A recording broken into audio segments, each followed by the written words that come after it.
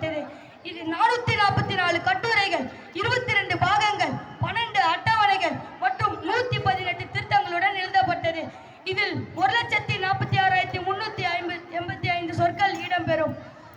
1949ஆம் ஆண்டு நவம்பர் மாதம் 24ஆம் தேதி எழுதப்பட்டது. ஆனால் நடைமுறைக்கு வரவில்லை.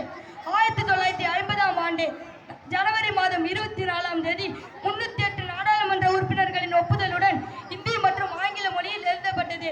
அதன் பின் 2 நாட்கள் கழித்து சுதந்திரம் கிடைக்கும் முன்பே மகாத்மா காந்தி ஏற்படுத்திய விடுதலை நாளான பூர்ண சூராஜ் ஜனவரி மாதம் 26ஆம் தேதியை மக்களாட்சி மலர்ந்த நாளாக கொண்டாட சுதந்திர இந்தியாவின் முதல் பிரதமர் ஜவஹர்லால் நேரு தலைமையிலான அமைச்சரவை முடிவு செய்தது. அதன்படி 1950ஆம் ஆண்டு முதல் குடியரசு தினம் கொண்டாடப்பட்டது. சுதந்திர இந்தியாவின் முதல் குடியரசுத் தலைவராக டாக்டர் ராஜேந்திர பிரசாத் பொறுப்பேற்றார். தேர்தல் மூலம் மக்கள் விரும்பிய ஆட்சியாளர்களை தேர்ந்தெடுக்கும் முறைதான் மக்களாட்சி. மக்களால் மக்களுக்காக மக்களே உருவாக்கும் ஆட்சிதான் மக்களாட்சி. சாதி, மதம், மொழி என பல வேறு